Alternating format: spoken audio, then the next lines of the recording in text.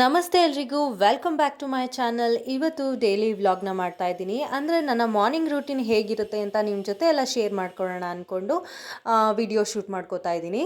ಇವತ್ತು ನನ್ನ ದಿನ ಸ್ಟಾರ್ಟ್ ಆಗಿದ್ದು 5 ಗಂಟೆಗೆ. ಬಟ್ ನನ್ನ ಮಗಳು ಕೂಡ ನನ್ನ ಜೊತೆನೇ ಎದ್ದಿದ್ದರಿಂದ ನನ್ನ ಕೆಲಸಗಳು ಏನೂ ಆಗಲಿಲ್ಲ. ಅಂದರೆ ನನ್ನ ಎಕ್ಸಸೈಸ್ ಆಗಲಿ, ನನಗೆ ಅಂತ ನಾನು ಟೈಮ್ ಕೊಟ್ಕೊಡ್ತಾ ಇದ್ದಿದ್ದು ಆ ಕೆಲಸಗಳು ಯಾವುದೂ ಕೂಡ ಆಗಲಿಲ್ಲ. ನೈಟ್ ಅವಳು ಬೇಗನೆ ಮಲ್ಕೊಂಡಿದ್ರಿಂದ ಬೆಳಗ್ಗೆ ಬೇಗನೆ ಎಚ್ಚರ ಆಗೋಯ್ತು. ಯಾಕಂದರೆ ನನ್ನ ಅಲಾರಾಮ್ ಇಟ್ಟಿದ್ನಲ್ಲ, ಆ ಸೌಂಡ್ಗೆ ಎಚ್ಚರ ಆಗೋಯ್ತು ಅವಳಿಗೆ. ಮತ್ತೆ ಅವಳು ಮಲ್ಕೊ ಅಂದರೆ ಮಲ್ಕೊಂಡ್ಲಿಲ್ಲ. ಸೊ ಇನ್ನೇನು ಮಾಡೋಕ್ಕಾಗಲ್ಲ ಅಂತ ಅವಳ ಜೊತೆನೇ ಕರ್ಕೊಂಡು ಆಟ ಆಡಿಸ್ಕೊಂಡೆ, ಹಾಗೆ ಕೆಲಸಗಳನ್ನೆಲ್ಲ ಮಾಡಿಕೊಂಡೆ. ಎಕ್ಸಸೈಸ್ ಅಂತೂ ಮಾಡೋಕ್ಕಾಗಲಿಲ್ಲ. ಅಟ್ಲೀಸ್ಟ್ ಅವಳನ್ನ ಆಟ ಆಡಿಸ್ಕೊಂಡೆ ಮನೆ ಕೆಲಸಗಳನ್ನೆಲ್ಲ ಮುಗಿಸ್ಕೊಳ್ಳೋಣ ಅಂತ ಮುಗಿಸ್ಕೊತಾ ಇದ್ದೀನಿ. ಇವತ್ತು ಸಂಡೇ ಆಗಿರೋದ್ರಿಂದ ನಮ್ಮನೇಲಿ ನಾವು ಸಂಡೇನೇ ವಾರ ಮಾಡೋದು. ಅದಕ್ಕೆ ಇಲ್ಲಿ ಹೊಸಲೆಲ್ಲ ಕ್ಲೀನ್ ಮಾಡಿ ಅರಿಶಿನ ಕುಂಕುಮ ಎಲ್ಲ ಇಟ್ಕೊಂಡು ರಂಗೋಲಿ ಕೂಡ ಹಾಕೋತಾ ಇದ್ದೀನಿ. ವಾರಕ್ಕೆ 1 ಸತಿ ಅಥವಾ 2 ಸತಿ ನಾನು ಹೊಸಲು ಕ್ಲೀನ್ ಮಾಡ್ಕೋತೀನಿ. ವಾರಕ್ಕೆ 1 ಸತಿ ಅಥವಾ 2 ಸತಿ ನಾವು ಹೊಸಲಿಗೆ ಅರಿಶಿನ ಕುಂಕುಮ ಎಲ್ಲ ಚೇಂಜ್ ಮಾಡೋದ್ರಿಂದ ಮನೇಲಿ ಕೂಡ ಪಾಸಿಟಿವ್ ಎನರ್ಜಿ ಇರುತ್ತೆ, ಹಾಗೆ ಬಾಗ್ಲು ಲಕ್ಷಣವಾಗಿ ಕೂಡ ಕಾಣಿಸ್ತಾ ಇರುತ್ತೆ. ಹೊಸಲಿಗೆ ಅರಿಶಿನ ಹಚ್ಕೊಳ್ಳುವಾಗ ಒಂದೇ ಒಂದು ಚಿಟಿಕೆ ಅಷ್ಟು ಜಾವದ್ ಪೌಡರ್ನ ಹಚ್ಕೊಂಡ್ರೆ ತುಂಬಾನೇ ಸ್ಮೆಲ್ ಇರುತ್ತೆ, ಘಮ ಘಮ ಅಂತ ಇರುತ್ತೆ. ಆಲ್ಮೋಸ್ಟ್ ಒಂದು ವಾರದವರೆಗೂ ಆ ಸ್ಮೆಲ್ ಇರುತ್ತೆ. ಹಾಗೆ ಲಕ್ಷ್ಮಿಗೆ ತುಂಬಾ ಇಷ್ಟವಾದಂಥ ಪೌಡರ್ ಅಂತ ಹೇಳ್ತಾರೆ ಅದನ್ನು. ಸೊ ನಾನು ಅದೇ ರೀತಿ ಪ್ರತಿ ಸಲ ಹೊಸಲಿಗೆ ರಂಗೋಲಿ ಹಾಕುವಾಗ ಅಥವಾ ಅರಿಶಿನ ಕುಂಕುಮ ಇಡುವಾಗ ಅದೇ ರೀತಿ ಮಾಡೋದು. ವಾರ ಇರೋದ್ರಿಂದ ಸ್ವಲ್ಪ ಚೆನ್ನಾಗಿ ರಂಗೋಲಿ ಹಾಕೋತಾ ಇದ್ದೀನಿ ಅಷ್ಟೇ. ಇಲ್ಲ ಅಂದರೆ ಸ್ವಲ್ಪ ಸಿಂಪಲ್ಲಾಗೆ ಹಾಕೋತೀನಿ ಯಾವಾಗಲೂ ರಂಗೋಲಿನ.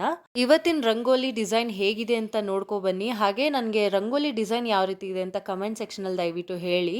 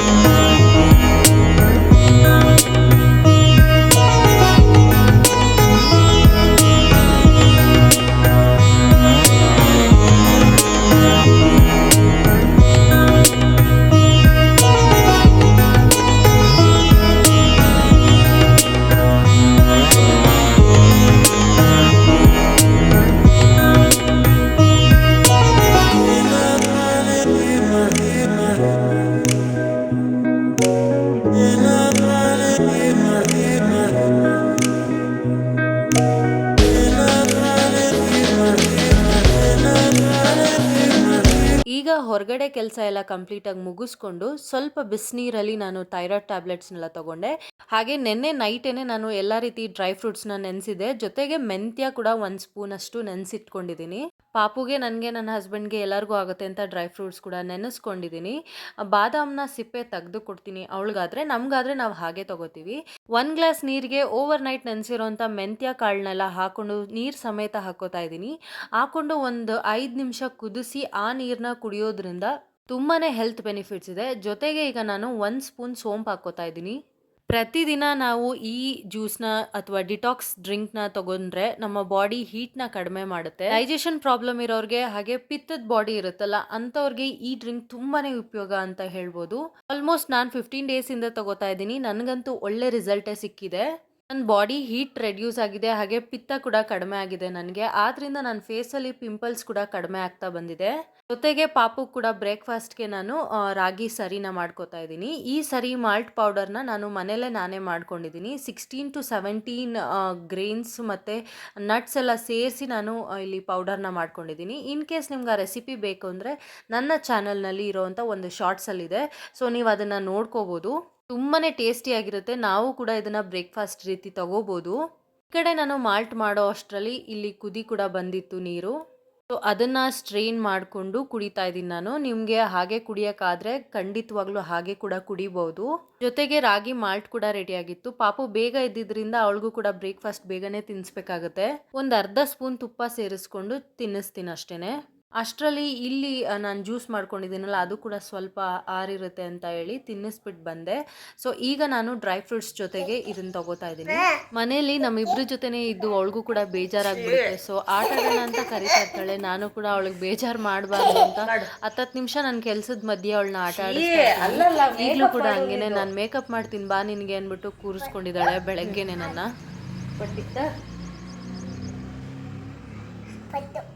ಆಮೇಲೆ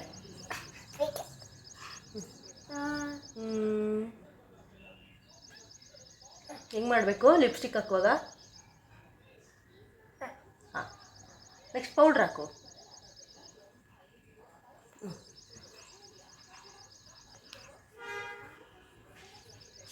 ಕಣ್ಮೇಲೆಲ್ಲ ಪೌಡ್ರ್ ಹಾಕು.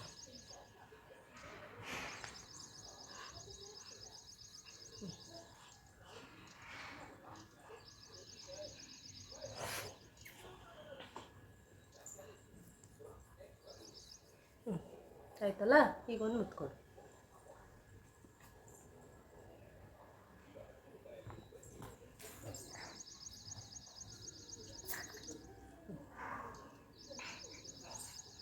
ಮುತ್ಕೊಡು ಅಮ್ಮಗೊಂದು.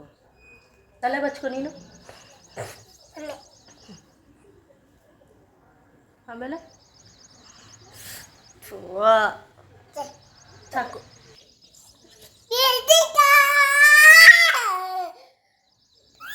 ಎಲ್ಲ ಇದು ಕೂದಲು ಸರಿ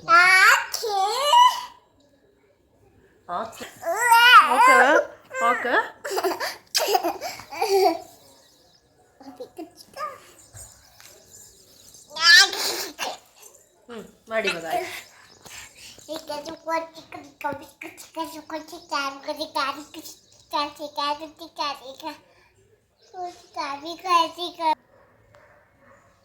ಒಂದು ಸ್ವಲ್ಪ ಹೊತ್ತು ಅವಳ ಜೊತೆ ಆಟ ಆಡಿದ್ಮೇಲೆ ನನ್ನ ಹಸ್ಬೆಂಡು ಅವಳನ್ನ ಸ್ವಲ್ಪ ವಾಕ್ ಮಾಡಿಸ್ಕೊಂಡು ಬರ್ತೀನಿ ಕೆಳಗಡೆ ಅಂತ ಹೇಳ್ಬಿಟ್ಟು ಕರ್ಕೊಂಡೋಗಿದ್ರು. ಅಷ್ಟರಲ್ಲಿ ನಾನು ಕಸ ಎಲ್ಲ ಗುಡಿಸ್ಕೊಂಡು ನೆಲ ಒರೆಸ್ಕೊಂಬಿಟ್ರೆ ನನ್ನ ಕೆಲಸ ಕೂಡ ಆಗುತ್ತೆ ಅವ್ರು ಬರೋಷ್ಟರಲ್ಲಿ ಅಂತ ನಾನು ಎಲ್ಲ ಕ್ಲೀನ್ ಮಾಡ್ಕೋತಾ ಇದ್ದೀನಿ. ತುಂಬ ಜನ ಕೇಳ್ತಿರ್ತಾರೆ, ಮಗುನ ಇಟ್ಕೊಂಡು ಹೇಗೆ ಮ್ಯಾನೇಜ್ ಮಾಡ್ತೀಯಾ, ಜೊತೇಲಿ ಯಾರೂ ಇಲ್ಲ, ಮಗುನೂ ನೋಡ್ಕೋಬೇಕು, ನೀನೇ ಕೆಲಸ ಮಾಡ್ಕೋತೀಯಾ, ಹೇಗೆ ಮಾಡ್ತೀಯಾ ಅಂತ. ಸೊ ನಾನು ಇದೇ ರೀತಿನೇ ಮಾಡ್ಕೊಳ್ಳೋದು. ನನ್ನ ಹಸ್ಬೆಂಡು ಕೆಲ್ಸಕ್ಕೆ ಹೊರಡೋ ಅಷ್ಟರಲ್ಲಿ ನನ್ನ ಮನೇಲಿ ಆಲ್ಮೋಸ್ಟ್ ಎಲ್ಲ ಕೆಲಸನೂ ಆಗೋಗಿರುತ್ತೆ.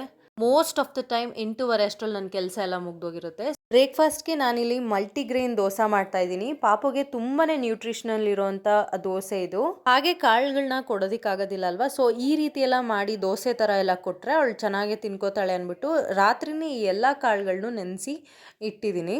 ಸೊ ನೆನ್ನೆನೇ ನೆನೆಸಿರೋವಂಥ ಕಾಳುಗಳನ್ನೆಲ್ಲ ಬೆಳಗ್ಗೆ ಎದ್ದು ಫೈನ್ ಪೇಸ್ಟ್ ಆಗಿ ಮಿಕ್ಸಿ ಮಾಡ್ಕೋತಾ ಇದ್ದೀನಿ. ಯಾವುದೇ ರೀತಿ ನೀರು ಸೇರಿಸದೆ ಫಸ್ಟು ಗ್ರೈಂಡ್ ಮಾಡ್ಕೊಳ್ಳಿ. ಸೊ ಗ್ರೈಂಡ್ ಎಲ್ಲ ಆದಮೇಲೆ ಬೇಕಾದರೆ ನೀವು ಸ್ವಲ್ಪ ಗಟ್ಟಿ ಅನ್ನಿಸ್ತಾ ಇದೆ ಅಂದಾಗ ನೀವು ಸ್ವಲ್ಪ ನೀರು ಸೇರಿಸ್ಕೊಂಡು ಸ್ವಲ್ಪ ಉಪ್ಪು ಹಾಕ್ಕೊಂಡು ಮಿಕ್ಸ್ ಮಾಡಿಟ್ಕೊಂಡ್ರೆ ಆಗೋಗುತ್ತೆ. ಒಂದು 20 ಮಿನಿಟ್ಸ್ ಬಿಟ್ಟು ದೋಸೆ ಹಾಕ್ಕೊಂಡ್ರೆ ತುಂಬಾ ಕ್ರಿಸ್ಪಿಯಾಗಿ ಚೆನ್ನಾಗಿ ಬರುತ್ತೆ. ಸೊ ಅದ್ರ ಮೇಲೆ ಸ್ವಲ್ಪ ನಮಗೆ ತಿನ್ನೋದಕ್ಕೆ ಇನ್ನೂ ಸ್ವಲ್ಪ ಚೆನ್ನಾಗಿರಲಿ ಅಂದ್ಬಿಟ್ಟು ಸ್ವಲ್ಪ ಸಣ್ಣದಾಗಿ ಕಟ್ ಮಾಡಿರೋಂಥ ಈರುಳ್ಳಿ ಮತ್ತು ಕ್ಯಾರೆಟ್ನ ಸೇರಿಸ್ಕೊತಾ ಇದ್ದೀನಿ.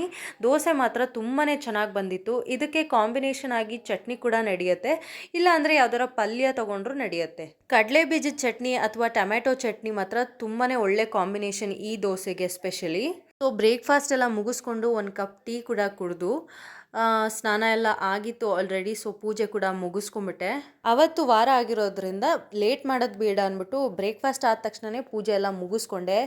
ನೋಡಿದ್ರಲ್ಲ ನನ್ನ ಮಾರ್ನಿಂಗ್ ರೂಟೀನ್ ಹೇಗಿರುತ್ತೆ ಅಂತ. ಆಲ್ಮೋಸ್ಟ್ ಪ್ರತಿದಿನ ಇದೇ ಥರನೇ ಇರುತ್ತೆ ರೂಟೀನು. ಎಲ್ಲೋ ಆಚೆ ಈಚೆ ಆದಾಗ ಮಾತ್ರ ಸ್ವಲ್ಪ ದಿವಸ ಚೇಂಜಸ್ ಆಗುತ್ತೆ, ಬಿಟ್ಟರೆ ಇದೇ ರೀತಿ ಇರುತ್ತೆ. ಸೊ ಈ ವಿಡಿಯೋ ನಿಮ್ಗೇನಾದರೂ ಇಷ್ಟ ಆದರೆ ಯೂಸ್ಫುಲ್ ಅನಿಸಿದ್ರೆ ದಯವಿಟ್ಟು ನನ್ನ ಚಾನಲ್ಗೆ ಸಬ್ಸ್ಕ್ರೈಬ್ ಮಾಡ್ಕೊಂಡು ನೋಡಿ. ಹಾಗೆ ಯಾರೆಲ್ಲ ಸಬ್ಸ್ಕ್ರೈಬ್ ಮಾಡ್ಕೊಂಡು ನೋಡ್ತಾ ಇದ್ದೀರೋ ಅವ್ರಿಗೆಲ್ಲ ತುಂಬಾ ಥ್ಯಾಂಕ್ಸ್ ಅಂತ ಹೇಳ್ತಾ, ಇನ್ನೂ ಯಾರೆಲ್ಲ ಸಬ್ಸ್ಕ್ರೈಬ್ ಮಾಡ್ಕೊಂಡಿಲ್ಲ ದಯವಿಟ್ಟು ಸಬ್ಸ್ಕ್ರೈಬ್ ಮಾಡ್ಕೊಳ್ಳಿ. ಸಬ್ಸ್ಕ್ರಿಪ್ಷನ್ ಮಾಡೋದ್ರಿಂದ ನಿಮ್ಗೆ ಯಾವುದೇ ರೀತಿ ಚಾರ್ಜಸ್ ಇರೋದಿಲ್ಲ, it's free of cost. Usual ಆಗಿ ಫೇಸ್ಬುಕ್ಕು ಮತ್ತು ಇನ್ಸ್ಟಾಗ್ರಾಮಲ್ಲೆಲ್ಲ ಯಾವ ರೀತಿ ನೀವು ಫಾಲೋ ಮಾಡ್ತೀರಾ ಅದೇ ರೀತಿ ಇಲ್ಲಿ ಸಬ್ಸ್ಕ್ರಿಪ್ಷನ್ ಅಂತ ಇರುತ್ತೆ ಅಷ್ಟೇ. ನೀವು ಸಬ್ಸ್ಕ್ರೈಬ್ ಮಾಡ್ಕೊಂಡು ನೋಡೋದ್ರಿಂದ ನನಗೆ ಇನ್ನೂ ಮೋಟಿವೇಟ್ ಆಗುತ್ತೆ ವೀಡಿಯೋಸ್ನ ಚೆನ್ನಾಗಿ ಮಾಡಲಿಕ್ಕೆ. ಸೊ ಪ್ಲೀಸ್ ಸಬ್ಸ್ಕ್ರೈಬ್ ಮಾಡಿಕೊಂಡು ಸಪೋರ್ಟ್ ಮಾಡಿ ಅಂತ ಹೇಳ್ತಾ ಈ ವಿಡಿಯೋನ ಇಲ್ಲಿಗೆ ಮುಗಿಸ್ತಾ ಇದ್ದೀನಿ. Thank you for watching. Next ವಿಡಿಯೋದಲ್ಲಿ ಸಿಗ್ತೀನಿ. ಬಾಯ್.